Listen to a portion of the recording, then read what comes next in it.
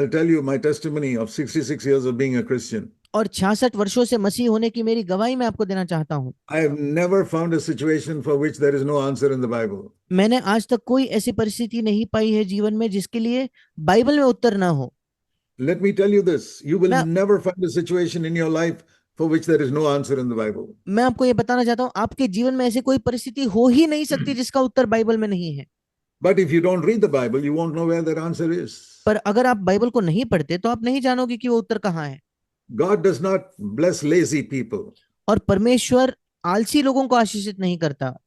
If He's given you the Bible in your own language and you can read, अगर उसने आपको Bible अपने भाषा में दिया है और अगर आप पढ़ सकते हो तो, and you've been a believer for 5 or 6 years, और आप 5 या 6 वर्षों से मसीही रहे हो तो, and you have not yet read through the whole Bible, और अगर आज तक आपने पूरा का पूरा बाइबल नहीं पढ़ा है तो, when you go to bed tonight, जब आज रात आप सोने जाओगे, say, Lord, I am ashamed of myself. और कहिए, प्रभु मुझे अपने आप की शर्म आती है। I've been a believer so many years, I have not read through the one book you gave for man. और मैं इतने वर्षों से विश्वासी रहा हूं, मैंने एक पुस्तक को नहीं पढ़ा है जो तूने मनुष्य को दी है। You say, I read it and I don't understand some of it. और आप कहते हो कि मैं पढ़ता हूं पर मुझे उसमें से कुछ समझ नहीं आता। I've read it for 66 years and I still don't understand some parts in it. और मैंने 66 वर्षों से बाइबल पढ़ा है, आज भी मुझे कुछ चीजें नहीं समझ में आती। But I understand much more than I understood 60 years ago. पर कल जितना 60 वर्षों पहले जितना मुझे समझता था उससे ज्यादा मुझे आज समझ में आता है। When your child goes to the kindergarten जब आपका बच्चा बालवाड़ी में जाता है and he takes the 12th standard book and says, I can't understand all this in this 12th standard book. और अगर आपका बच्चा 12वीं कक्षा की पुस्तक लेकर गए कि मुझे तो इसमें से कुछ समझ नहीं आ रहा, You'll say, son, don't worry. आप 12 years from now, you'll understand it. और आप कहोगे कि बेटा चिंता ना करना, आज से 12 साल रुको, तुम्हें सब समझ आएगा। That's how I read the Bible. और बाइबल को मैं ऐसे ही पढ़ता हूँ। In the beginning, I understand the kindergarten stuff. शुरुआती दिनों में जो छोटी छोटी साधारण चीजें मैं समझने लगा, After 1 year, I understand some more. और 1 वर्ष के बाद थोड़ा और समझने लगा, After 66 years, I know such a lot now. और अब 66 वर्षों बाद मैं बहुत कुछ समझने लगा हूँ। But there are about 1,000 classes in God's school, and I still have got a long way to go. पर फिर परमेश्वर की जो पाठशाला है उसमें 1000 कक्षाएं हैं और मेरी कई कक्षाएं बाकी है। I'm learning all the time. मैं निरंतर सीख रहा हूँ, Knowing more and more about God, my Father. परमेश्वर मेरे पिता के बारे में ज्यादा और ज्यादा जान रहा हूँ। My dear brother, sister, मेरे प्रिय भाई बहन, there are many things you may not know the answer to, कई चीजें होंगी जिनका उत्तर आपको नहीं पता, but you certainly can know God's word. पर आप निश्चित तौर पर परमेश्वर के वचन को जान सकते हो। So get into that habit of reading God's word every day. और इसलिए उस आदत को विकसित कीजिए कि प्रतिदिन आप बाइबल को पढ़ते हो। Now, many places where you live, there may be a lot of difficulties for you to meet together as Christians. अब कई जगहों पर जहां आप रहते हो शायद मसीह होकर इकट्ठा होना आपके लिए बहुत कठिन होगा, And non-Christians will cross a lot of hindrances for you to meet. और गैर मसीही शायद बहुत बाधाएं डालेंगे आपको मिलने से। Just ask yourself, doesn't God know that? आप अपने आप से पूछिए, क्या परमेश्वर नहीं जानता क्या उन बाधाओं को? You think He's got no solution for that? क्या आपको लगता है कि परमेश्वर के पास उसके लिए कोई हल नहीं है? Which thing can you go to God and God says, no, I don't know how to help you? कौन सी चीज है जिसके लिए आप परमेश्वर के पास जाते हैं और परमेश्वर कहता है मैं नहीं जानता कैसे तुम्हारी सहायता करूं? Let me tell you the good news. There is no situation you can ever face in life in which God cannot help you. मैं आपको अच्छी खबर देना चाहता हूं, ऐसी कोई परिस्थिति है ही नहीं जीवन में जिसमें परमेश्वर आपकी सहायता नहीं कर सकता। So what shall you do where they don't allow you to meet in a large way? फिर आप क्या करोगे जब आपको एक बड़ी भीड़ में आपको एकत्रित नहीं होने देते? Meet in a small way. छोटे छोटे तरीकों से मिलो। In one house एक घर में with 2 families. 2 परिवारों के साथ, Another house, 2 families. एक और घर में और 2 परिवार, Another house, 2 families. किसी और घर में और 2 परिवार, Because you don't find a place big enough for everybody to meet. क्योंकि आपके पास बड़ी सी जगह नहीं मिल रही आपको सबको मिलने के लिए। And then now and then exchange, go to different homes like that. और फिर ऐसे ही बदल बदल कर अलग अलग लोगों के घर जाइए।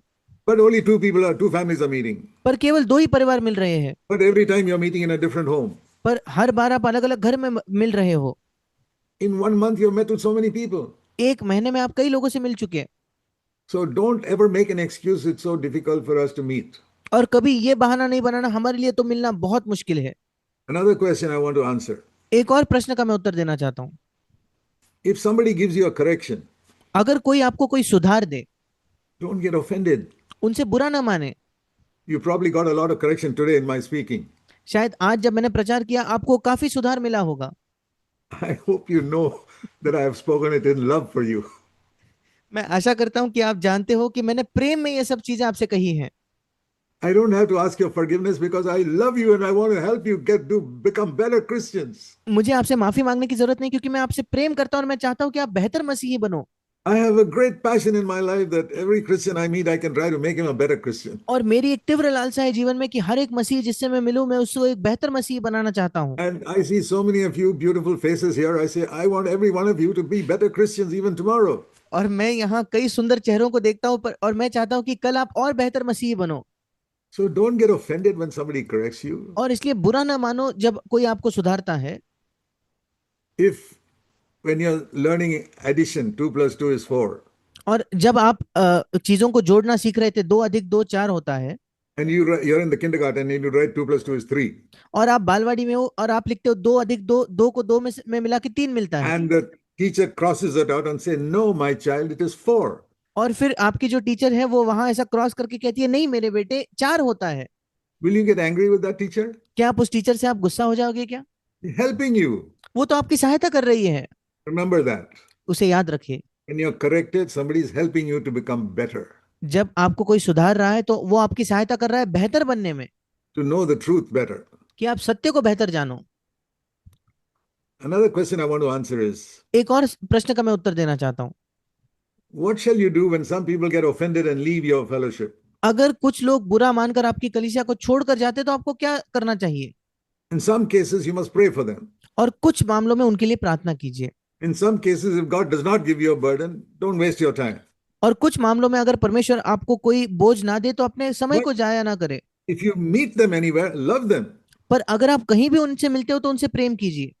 Listen to this, there is no excuse for not loving anybody in the world. और इसे सुनिए कि आपके पास कोई बहाना नहीं है इस पृथ्वी पर किसी से भी प्रेम न करने का, Even terrorists. और आतंकवादियों से भी। I say those people are going to hell. I should love them and try and save them.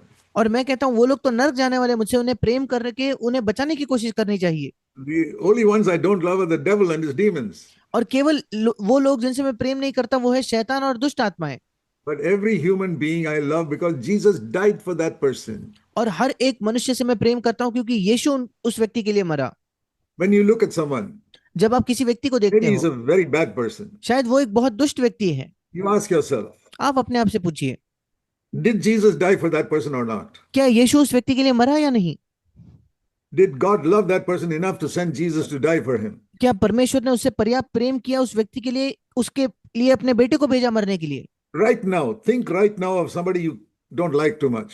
अब इस समय सोचिए कोई ऐसा व्यक्ति जिसको आप बहुत पसंद नहीं करते। Have you thought of that person?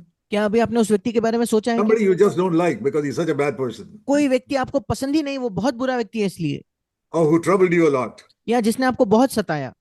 Ask yourself one question. अपने आप से एक प्रश्न पूछिए, Does Jesus love him? क्या यीशु उससे प्रेम करता है? Yes. हाँ। Then how can you hate him? फिर आप कैसे उससे नफरत कर सकते हो? Then you're not like Jesus Christ. फिर आप यीशु के समान नहीं हो। I'll tell you who hates him. The devil hates him. मैं आपको बताना चाहता हूँ कौन उससे घृणा करता है, शैतान उससे घृणा करता है। So if you hate him, you're like the devil, not like Christ. और अगर आप उससे नफरत करते हो तो आप शैतान के समान हो, मसीह के जैसे नहीं। Remember that the next time you're tempted to hate somebody. और इसे याद रखें जब अगले बार आप किसी को नफरत करने के लिए प्रलोभित होते हो तो। Now you may not be able to save him. अब शायद आप उसका उद्धार नहीं कर पाओ। Even the Holy Spirit is not able to save everybody in the world. और यहाँ तक कि पवित्र आत्मा भी इस संसार के हर एक व्यक्ति का उद्धार नहीं कर पाता। But we can still love them. और पर हम फिर भी उनसे प्रेम कर सकते हैं। And then there are some people, और कुछ लोग होते हैं, they are very happy to listen to Zach Punen's messages on the internet. और वो बहुत खुश होते हैं कि इंटरनेट पर वो जैक पुनन के संदेश सुने, Or some other godly person's messages, CFC messages. या कोई और ईश्वरीय व्यक्ति के संदेश या सीएफसी के संदेश। But they don't want to commit themselves to a local church fellowship. पर वे अपने आप को एक स्थानीय कलीसिया से जोड़ना नहीं चाहते, समर्पित नहीं करना चाहते। What shall we do? हमने क्या करना चाहिए? We can invite them. If they don't come, we can't force them. हम उनको आमंत्रित कर सकते हैं, पर अगर वे नहीं आते तो हम उन पर जोर जबरदस्ती नहीं कर सकते। Maybe they don't want to join a church and submit to any authority. शायद वे किसी कलीसिया में जुड़कर किसी अधिकार के अधीन नहीं होना चाहते। They will regret it greatly when they go to heaven. उन्हें इसका बहुत ज्यादा पछतावा होगा जब वे स्वर्ग जाएंगे। They may go to heaven, वे स्वर्ग तो शायद जाएंगे, but many people in heaven are going to have so much regret that they did not get God's best. पर स्वर्ग में कई लोगों को बहुत ज्यादा पछतावा होगा कि परमेश्वर का सर्वश्रेष्ठ उन्हें नहीं मिला। They got God's second best or 10th best because they were not willing to pay the price. उन्हें परमेश्वर का दूसरा सर्वश्रेष्ठ या बहुत निचला कुछ मिला क्योंकि वे कीमत चुकाने के लिए तैयार नहीं So थे। we continue to love them and invite them to the fellowship. और इसलिए हम उनसे प्रेम करते हैं और उन्हें संगति में आमंत्रित करते रहते हैं, We don't force anybody. पर हम उन पर जोर जबरदस्ती नहीं करते। One more word about seeking to be filled with the Holy Spirit. एक और चीज कहना चाहता हूँ पवित्र आत्मा से भरने के बारे में। As I said the other day, our heart is full of many rooms.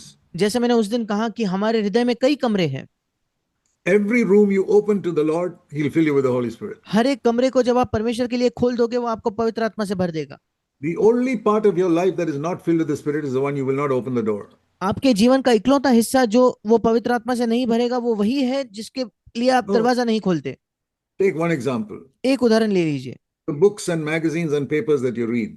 जो किताबें, जो मैगजीन्स, जो चीजें आप पढ़ते हो And you think some of them are not very good. और आपको लगता है उनमें से कुछ बहुत अच्छे नहीं हैं, And the Holy Spirit says, don't read that. और पवित्र आत्मा कहता है वो मत पढ़ो। You say, Lord, there are some interesting things there I must read. और आप कहते हो प्रभु वहां कुछ दिलचस्प चीजें हैं जो मुझे पढ़नी है। Okay, read it. वो कहता है ठीक है पढ़ो, But don't ask to be filled with the Holy Spirit. You will not be filled with the Holy Spirit. पर फिर पवित्र आत्मा से भरे जाने की मांग ना करो क्योंकि आप पवित्र आत्मा से नहीं भरे जाओगे। Because one area you've closed the door, you don't listen to Him. क्योंकि एक क्षेत्र में आपने दरवाजे को बंद कर लिया है, आप उसको सुन नहीं रहे। So examine every door in your house to see if every room is open to the Holy Spirit. He'll fill you with the Holy Spirit immediately. और आपके हृदय के हर एक कमरे को जांच कर देखिए कि हर एक दरवाजा खुला है कि नहीं, वो तुरंत आपको पवित्र आत्मा से भर देगा।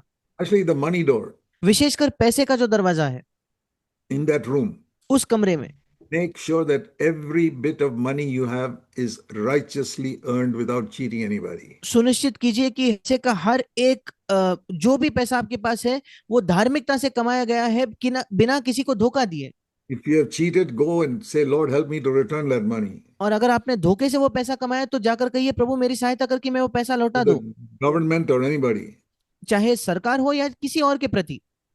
Don't be in debt to anybody. और किसी के प्रति आप कर्जे में न रहे। Sometimes you may be under pressure, you have to borrow. और शायद आप किसी दिन बहुत दबाव में हो, आपको किसी से उधार लेना पड़े। As soon as possible, return it. जितना जल्दी संभव हो उसे चुका दो। Skip eating 2 or 3 meals and return that money. और 2-3 बार का खाना छोड़ दो पर वो पैसा लौटा दो। That is how I have lived for 85 years. और 85 वर्ष से मैंने ऐसा जीवन जिया है। I have grown up in the early days of our marriage. We had so little. It was a big struggle for my wife and I to live. We were very poor. हमारे विवाह के शुरुआती दिनों में बड़ा संघर्ष था क्योंकि हम बहुत गरीब थे, बहुत संघर्ष था हमारे लिए। Because I had given away all my money for God's work. क्योंकि मैंने अपना सारा पैसा परमेश्वर के काम के लिए दे दिया I था had zero in my bank account. और मेरे बैंक के खाते में शून्य था। I was living in one corner of my father's house with my wife और मेरे पिता के घर के एक कोने में अपने पत्नी के साथ मैं जीता था and a small child. और एक छोटा बच्चा था मेरा। And we never bought anything. और हमने कुछ खरीदा नहीं, We had no money. हमारे पास पैसा ही नहीं था। But we decided I will never get into debt. पर हमने तय किया कि मैं कभी कर्जा नहीं लूंगा। And my wife and I, we've never got into debt in all our lifetime.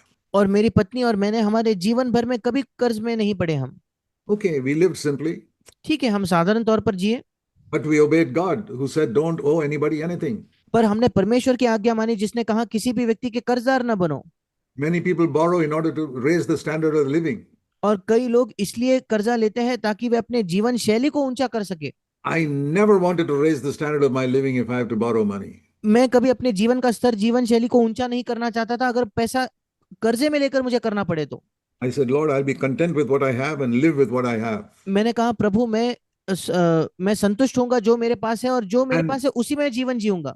Little by little, as God increased what I had, I could buy more things for myself. और धीरे धीरे जब परमेश्वर ने जो मेरे पास है उसे बढ़ाया तो मैं और चीजें अपने लिए खरीदने लगा। Oh, settle such matters and God will fill you with the Holy Spirit. और ऐसे चीजों को आप प्रभु के सामने उसे सुलझा और प्रभु आपको पवित्र आत्मा से भर देगा। an important word about family life. और पारिवारिक जीवन के बारे में एक महत्वपूर्ण वचन। Why does God give you children? क्यों परमेश्वर आपको संतान देता है? It's not just to make you happy. केवल आपको खुश करने के लिए नहीं, That is one part.